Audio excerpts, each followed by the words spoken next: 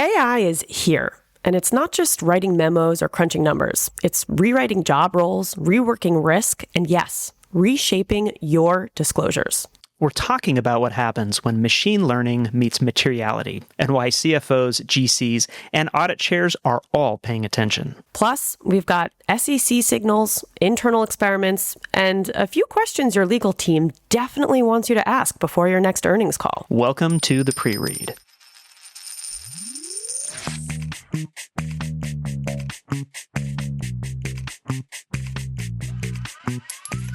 Just like the slides you get before your next big meeting, the pre-read prepares you, CFOs and other executives, for the next big thing.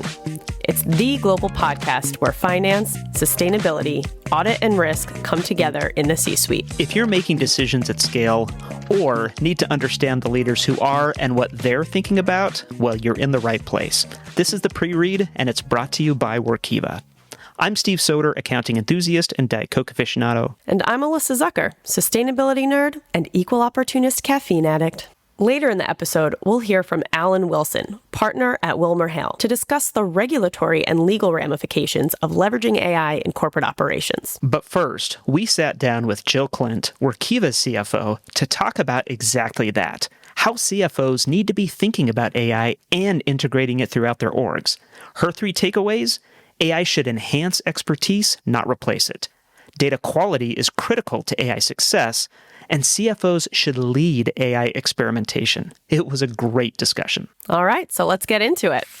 Jill, we are so delighted to have you. Welcome to the show. Thank you. I'm really excited to be here. We're talking about AI, and it is often positioned as a really valuable tool for how I classify into 2 different buckets of jobs.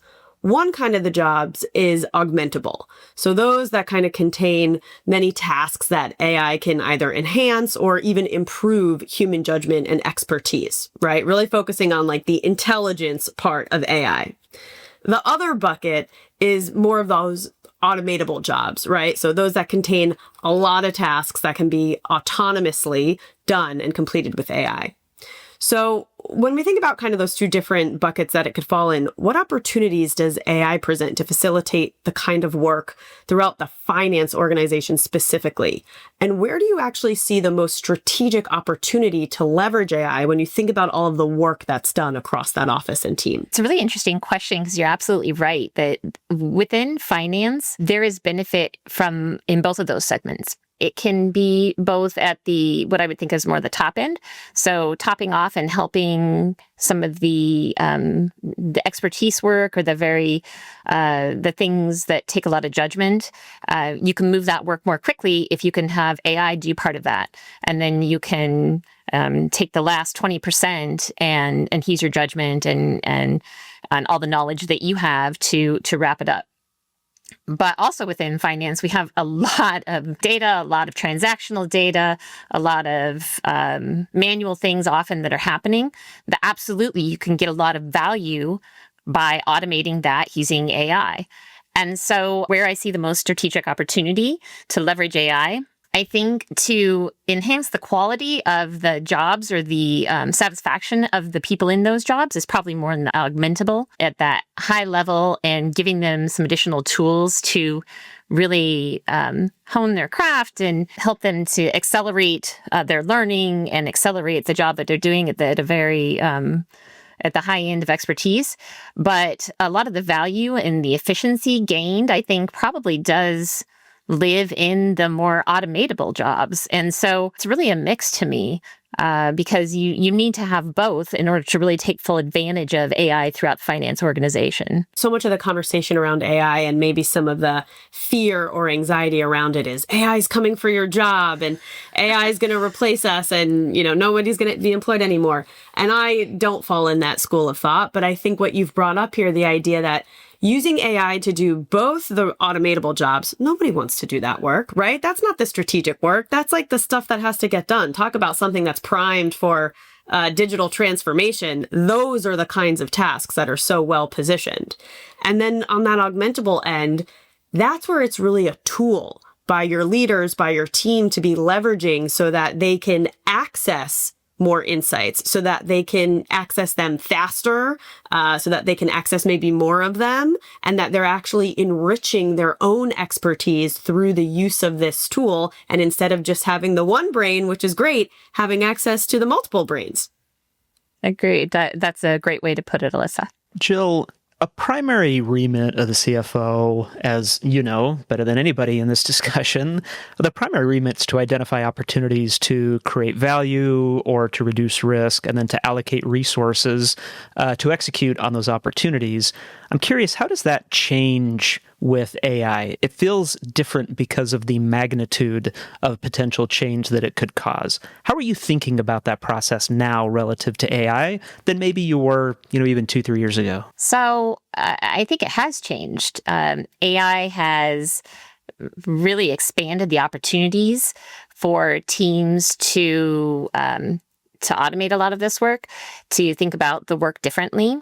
And you mentioned value creation and the allocation of resources. All of those things today are very different than they were 3 years ago. And the main difference to me is that really was more focused on that automation of work and removing some of the manual tasks. That was where we would have focused more. And I think that where we really are getting the highest value now is in using it, also, as we were just talking about, as that additional brain power, as a way to help accelerate being able to expand that knowledge base using AI, and really stepping up into the next level, I think is where we're seeing more of that value creation. And so I think that the steps that companies are taking today is really just making sure that their teams have access to the right AI tools to be able to use it for that acceleration of higher level work, and helping them to also use it as a source of data. And I think that it's really, it does drive a lot of value within your teams to be able to do so. When you look at driving that value, I think about income statement. Are we reducing expenses, or are we, increasing revenue? Do you have kind of an early view on sort of like where your head is at, of where like the greatest opportunities might be potentially, either reducing expenses, operating more efficiently, or being able to drive revenue? Or actually, I guess I would assume you would say it's probably both. But any thoughts on that? I definitely think it's both, and especially for Workiva as a technology company, we are fully driving revenue with the usage of AI and the building of AI functionality within our platform. And so absolutely, as a technology company, that is one of the focuses that Workiva has. Now, I think that within my own team, we certainly can help with that. As really the customer one of Workiva, we can help to ensure that our teams are building functionality within the platform that is valuable to us and thus would be valuable to other finance teams. But it's really important that as a company that we're focusing on profitable growth. And so looking at the profit side, we also need to make sure that we are gaining economic value from the AI technology that we're using. And a lot of times it's not, as Alyssa was talking about earlier, it's not that reducing the number of people that it takes, which is, that is a result of it, but that's not what we're really trying to do, is just being able to leverage our existing people more. And so giving them this additional tool is helping us to maintain and manage the overall expense that we have to, I guess more of the investments that we have to make in order to grow the company. And so it's really just that focus on leveraging the existing resources and reducing the need to hire more people, because the existing people that you have can do so much more using these tools. I might butcher this one, but isn't it Moore's code? Moore's logic? But the curve on which technology can improve outputs. We might have to edit that out, but I think that might be it. I read it in Elon's book, but so it's about giving your people, your teams, the tools to be able to be more productive, do more. I mean, that is true growth and driving towards innovation across any industry. And that's how we evolve and develop as a society, certainly as like a technology driven society. But you got it right, Alyssa. Moore's law. Moore's law. Morse code is different. Is that the dots and the beeps? It sure is. Morse code. Moore's law. Okay, so I want to kind of double down or dig into where Steve had started thinking about Workiva's own strategy and investment philosophy in AI. Obviously, we're a technology company, but we are a technology company in the regulated reporting space. And so that kind of puts Workiva at a really interesting intersection of innovation as a technology company and leader, but also in a space that is very concerned with conservative risk management, right? And so I wonder, Jill, if you could tell us, like, how do you work with internal stakeholders at Workiva across the technology team, legal, risk, any other stakeholders that are involved to inform Workiva's AI investment strategy and approach in terms of our own product? Absolutely. So we take great pains to make sure that we are utilizing the functionality within our platform to the best of our ability. And we're providing constant feedback to our technology teams in order to make sure that any gaps that we see or any potential opportunities that we see are given to that tech team and that we can build them into our roadmap in some way, shape, or form. And so I think that it is really important for my teams to be very engaged across the company, like you mentioned, so that we can help give that feedback, because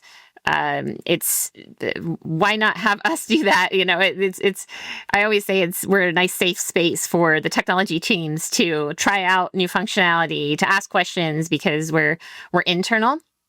But we're going to hold everybody accountable to what our needs are.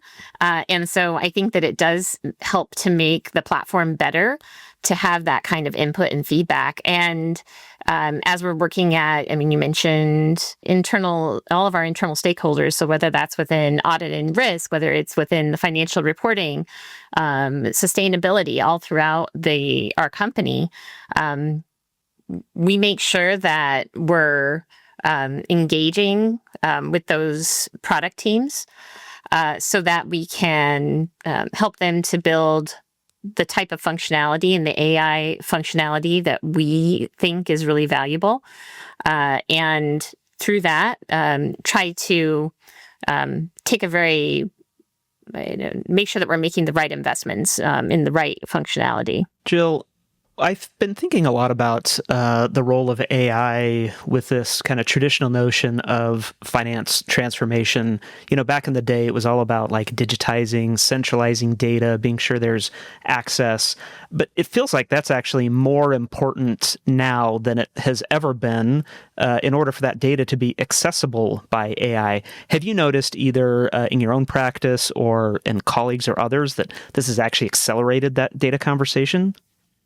I think that it has, because if you don't have the right data in a format that you can access, then how can you get AI to work for you if you don't have the right structure of data to point it towards? It can't learn what it doesn't know. And so I do think that data becomes even more important because you do need to understand what you have, what you don't have, and you need to understand the misunderstandings that AI might get if your data isn't correctly organized.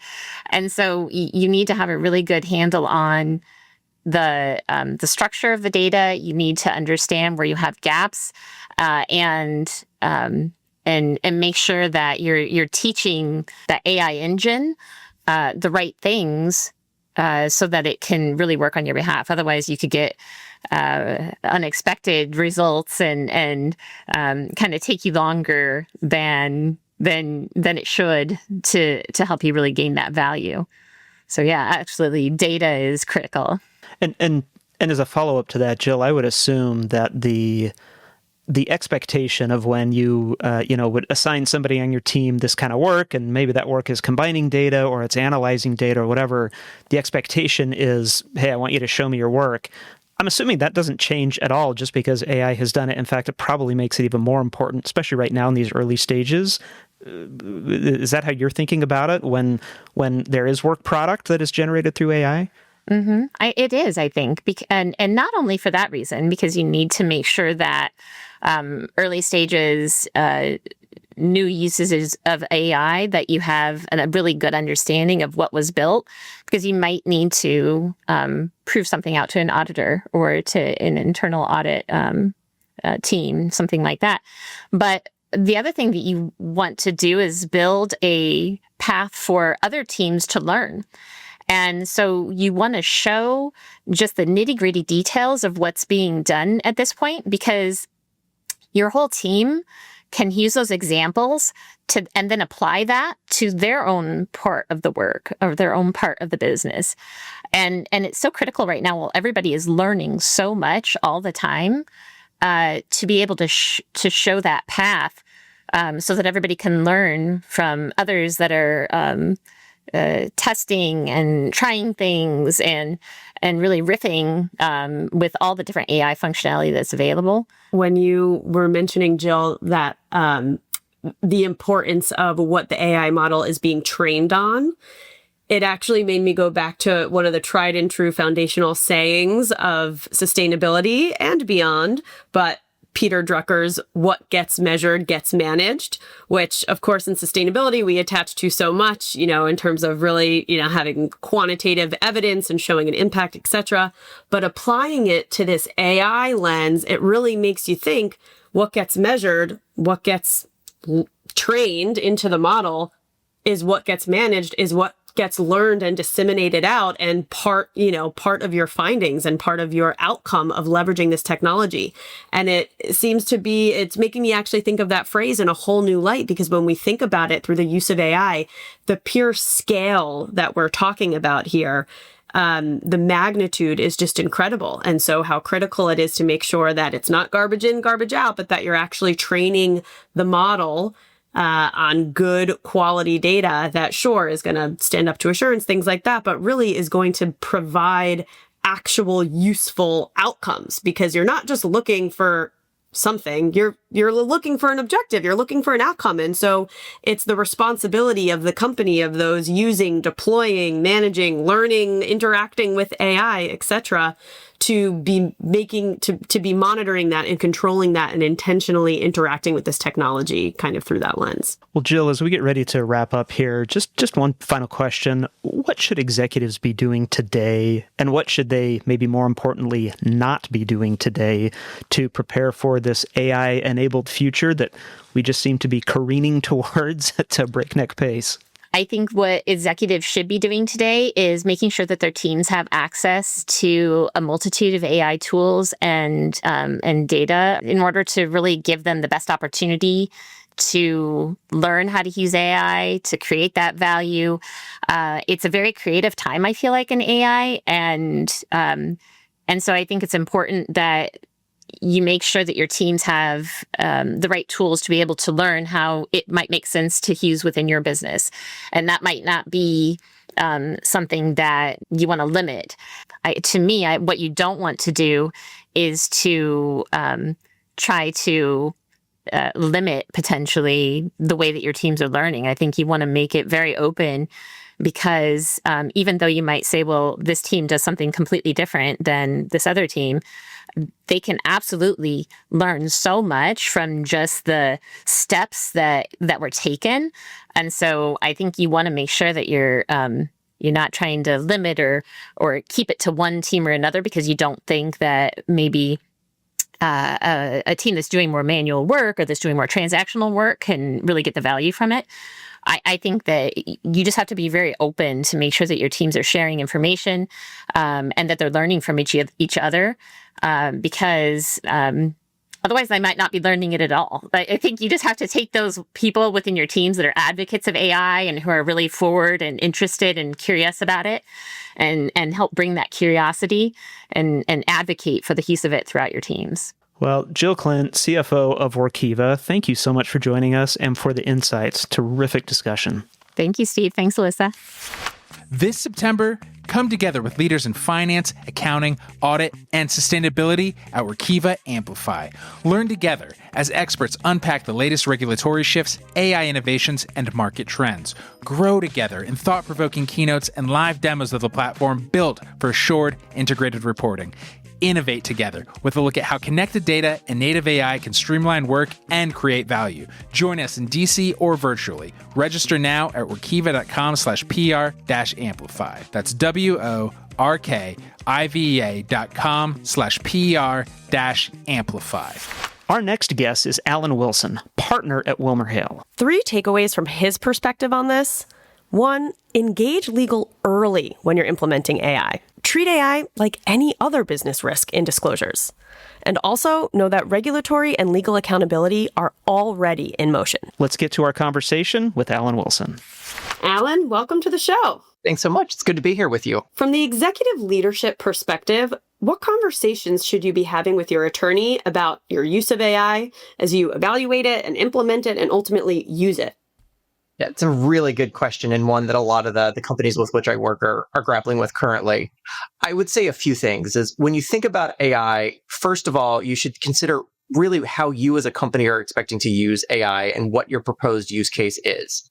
Before you really start speaking with attorneys, it's good to have an idea of the way in which you plan to implement the product and how you plan to leverage it for your company's success. You can see certainly, at least as market trends start to develop, companies are using it in any number of ways, either as a provider or frankly, just as a business solution internally or some combination of both. So getting clarity on that is a good starting point.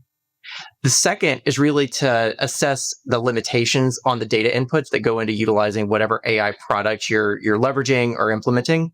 And that's where I think the conversation starts with lawyers, which is to begin outlining the use case and then laying into the discussion, the data points, which can help the attorney advise on whether there are relevant restrictions on the use of that data, whether there are consent obligations or other limitations from a state, federal, or broader perspective that need to be kept in mind before you go off and start actively implementing.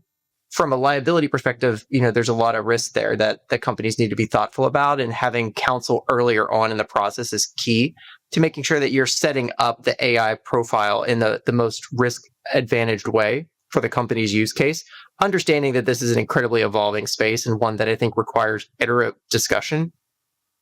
The other point I would say really is if you're thinking about it from a financial perspective, whether the AI affects your internal control over financial reporting or your control framework in any respect, and then ensuring that as you talk to your counsel, whether they would advise you speak about that with either the accounting or the finance folks of the company, or frankly, the board from a board oversight perspective, and whether that needs to be elevated just as a governance matter so that there's full insight into the risks brought about to the organization from the use of AI. And so there's full understanding top to bottom as those strategies are implemented and rolled out, and that there's a communication flow that stays open and dynamic to ensure that there's really broad capability at hand for advising the company going forward. Well, Alan, thank you for the shout out to accounting. I certainly appreciate that. And I love that you brought up actually regulation and agencies that might exist. I want to ask about that here in just a moment. But as a follow-up to Alyssa's question, we talked about internal conversations. How should companies be talking about their use of AI publicly, and maybe how did that impact the discussions that they would be having with disclosure committees, C-suite, boardrooms about kind of more broader external messaging around their use of AI and how it impacts their strategies? I would say the core theme in all of that is really the risk and opportunity of AI. We're seeing both companies address those in their public-facing disclosures, and I think as you lay out your AI strategy, having good line of sight as to both the risks presented and the opportunities being addressed are critical so that your messaging is clear and that you're going into the AI world with eyes wide open.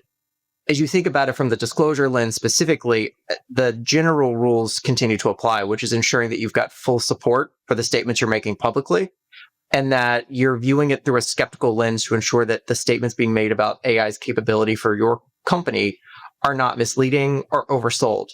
What we're seeing is a lot of focus on the AI capability statements of companies, and there's certainly heightened focus in ensuring that investors, consumers, business users, and others within the ecosystem are not being misled or overpromised on the capabilities of AI or the risks presented to the company. I think it's a really interesting opportunity and one that's evolving, but one that should be taken carefully and not one that's overpromised. If we draw analogs, the way I think about it is the promise of the internet and online sales. If you go back 20, 30 years for, pre-dot-com boom era, where those types of statements really fueled a lot of public company statements. And you can learn a lot by looking at some of the enforcement actions and other issues where companies went astray and overselling the promise of the internet. I think it's similar. It's really just ensuring that all of the various stakeholders that are involved in your disclosure processes have a seat at the table. And frankly, if there are more technical, nuanced discussions to be had, that you've got the right technical folks at the disclosure table as well to educate those who maybe are less familiar with the risks and opportunities presented, so that you've got good cross-functional support for the statements being made. Well, and I love the way that you kind of concretely describe that, because what I'm taking away from what you're saying is that really AI should be no different from how you would evaluate other risks and opportunities, and the amount of kind of validation and surety that you would want prior to making disclosures really would have the same application, despite how tempting it might be to kind of like maybe lean a little bit ahead of your skis when it comes to, AI's impact on your results, or, reducing expenses or operate more efficiently. No, I love that. It feels like, and there's been kind of recent movement in Congress and kind of a little bit of a football, like as it states, is the federal government. But assuming we're kind of in a world with lack of widespread AI regulation, at least for the time being, are there other agencies that are ready to enforce what little regulation that there might be? And that might not be about AI proper. It might be something like privacy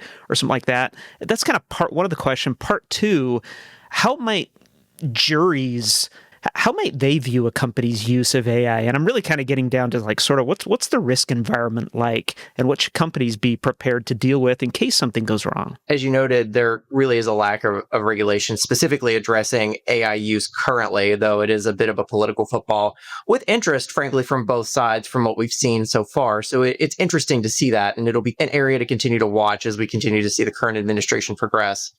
What I will say is that because a lot of the core principles continue to apply, common regulators that you would expect to be on the scene, the SEC, the FTC, state AGs, and the like, have tools in their toolkit to bring enforcement actions and to regulate the space to some extent. And they're doing it through enforcement means as opposed to direct regulatory, regulations on the books from an advisory perspective. But what you can see is that by enforcement, there is the risk that companies are aware of that they need to at least be operating within some general guardrails of an existing framework. So if you think about it from the FTC perspective and ensuring that statements aren't misleading to consumers, we've already seen enforcement actions being brought by the FTC, at least under the Biden administration, in those respects. And I think that given that it's got political interest on both sides, those will probably continue, though maybe with less focus under the current Republican administration. It's the same from the state AG perspective. So if you look at state attorneys general who have interest in this area and protecting the citizens of their states, we've seen cases or interest in bringing cases in areas where statements are either misleading about the integrity or safety of AI products, which is really the focus area. And then for the SEC, it's similar to if we look to green bonds and the like, a few years ago with the greenwashing initiative. There's been a similar interest in AI washing, which is the practice of effectively overselling, AI and its capabilities for the company, or sort of blessing everything with the guise of AI as the solution when in fact there are more risks attendant to the product that you don't see disclosed. And how you balance that is really the key. So for companies, I think even if there's not a regulation on point as to how you apply and implement AI, it's important to know that there are agencies monitoring its use. So those common sense principles and that threat of enforcement is really how we're seeing companies operate in the current environment. Juries, I think, are in a similar construct, which is there's no guidance here from a legal perspective. And so it is an open question as to how a jury would interpret a company's use of AI. And I think each case will be heavily fact specific. What I can imagine is that if you've got a jury, you could see clearly, if you're thinking about it from a liability perspective, somebody needs to be liable, air quote, somebody. And so who that is really the big question. And then I imagine you'll see a lot of hand-wringing around which part of the entity involved in the development of the AI, the initial provider, the developer, the company implementing it, the marketer, maybe all or some cadre of those would be involved. And so I think that'll be where you see a lot of the action is which parties are liable and how you apportion that, on the assumption that AI is not an autonomous separate entity and that some company needs to have responsibility from a liability perspective. But again, that's for the laws to decide. And I think an area where juries will probably grapple with understanding what AI is and how they can liken it to things they understand in the current, litigated environment. I think that's actually a really fascinating point that you've brought up in terms of the juries. These are a jury of your peers, right? Your average peer may not understand the applications of AI, the technology behind AI. And I think that's a really interesting point that you bring up about how they'll actually have to really struggle with their own objective, perspectives on this to then inform, the rulings of some of these cases. That's fascinating. I also have to now give you another shout out. AI washing. I actually haven't heard this before, the term AI washing, and you've said it to a sustainability professional who is always talking about greenwashing. And I love this, but that is such a critical point around, you see this on, so many technology, solution providers or really just any business, right? AI can do this and that. And we all know that's not the case. And so I think the purview that we sit in so much because, we work in a somewhat conservative space, right? We're risk averse. And so really thinking about how you are communicating a lot of those statements, not just for the enforcement risk that you mentioned, but I also think the reputational risk, right? There's the penalties of regulatory enforcement, but also just broader stakeholder and consumer and customer reputational damage that needs to be mitigated as well. All right, so we've spoken about some of the known risks, but if you had to look in your crystal ball and look ahead, what are, some other possible risks do you foresee for the future of AI that, maybe we're not even talking about yet? Yeah, so I see probably a couple of categories. The first one really comes to, it's a big picture conceptual question as to quality and the ownership of AI and how it's maintained and how the risks associated with the quality of the AI outputs are guaranteed and overseen. And really, does that then lead to a new profession or probably an expansion of existing professions in terms of how they manage AI for their enterprise and ensuring that if you have a garbage in, garbage out construct and you're feeding bad data into an AI model that produces bad results, does that create market striations that affect company performance that needs to be considered? And are there risks associated with that? And do we have people thinking about that? If we're setting up systems today, how are we ensuring that they're preserved and maintained and continue to operate at the level they're intended to and serve those desired purposes? That's a big picture conceptual question that has a number of follow-ons, of course, including, from that liability point we discussed a little bit earlier for bringing in other players to the market. You've got other users of the AI system. It's an interesting question as to, what role they'll play in the liability they face. The other, if I think about it more practically, is, deepfakes have been something that have been talked about before, so that's not exactly new.